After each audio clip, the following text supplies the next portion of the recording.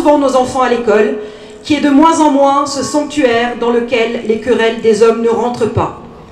Depuis, l'actualité lui a donné une nouvelle fois raison, puisque la multiplication de ce qu'on appelle pudiquement les atteintes à la laïcité à l'école est aujourd'hui au centre du débat public.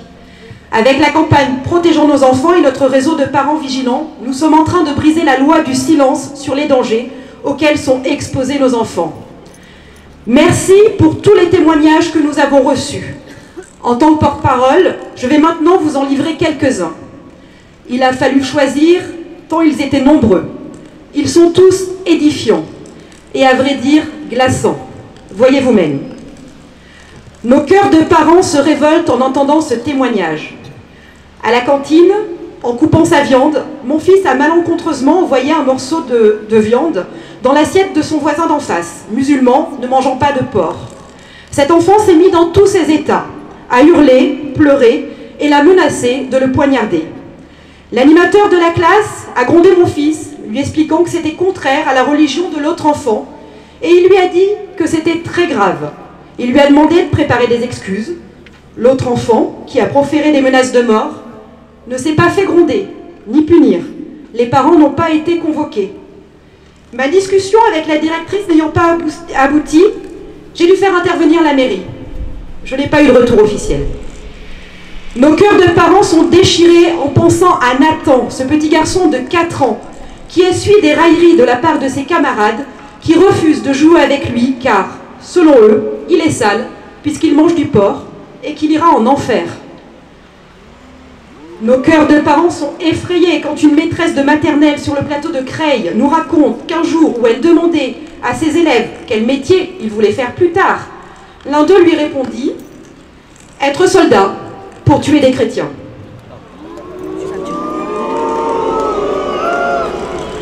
Nos cœurs de parents se désolent en lisant Léo.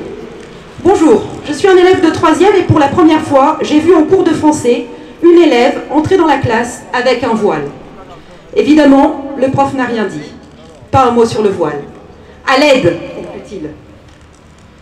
Nos cœurs de parents se révoltent de voir que les enseignements pâtissent de la progression de l'islam à l'école. Gabriel témoigne. Au collège, en cours de SVT, nous parlions de l'évolution de l'homme.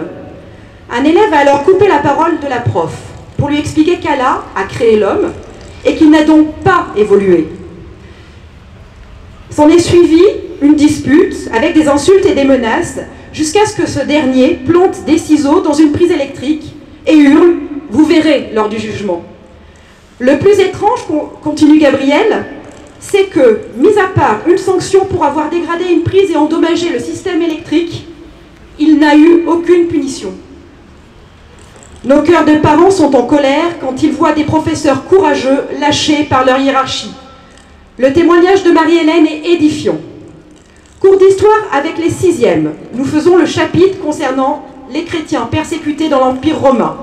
J'analyse avec les élèves un document présentant un chrétien dans l'arène, mosaïque de Darbuk à Ména, en Libye, 2e siècle. Un élève s'agite et, accompagnant ses paroles d'un geste de couteau sous la gorge, il s'écrie « Il les découpe cachère ». Ayant reçu l'ordre quelque temps auparavant par ma hiérarchie de signaler tout sous signe de radicalisation, j'ai signalé ce fait par écrit. Quelques jours plus tard, la secrétaire de l'école me contacte. « La famille de X n'arrête pas de nous harceler à cause du rapport que tu as fait. Débrouille-toi avec eux. » Je téléphone à la mère qui m'explique que son enfant ne voulait pas s'en prendre aux juifs.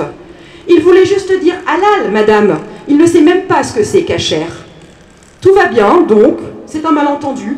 Son fils voulait juste dire « les chrétiens, on les découpe halal ». Marie-Hélène conclut « J'ai compris que c'était dangereux de faire remonter ces éléments à ma hiérarchie ». Pris indépendamment, les bien-pensants vous feront croire que chacune de ces histoires est anecdotique. En vérité, mis bout à bout, ces témoignages sont autant de signaux plus ou moins faibles qui nous alertent sur la rudesse de l'offensive qui est menée à l'école par l'islam radical et qui doivent nous mobiliser pour la contrer. Alors, pour mettre nos enfants à l'abri de la menace islamique, continuez à vous engager, à témoigner, à libérer la parole des parents. Vos enfants comptent sur vous.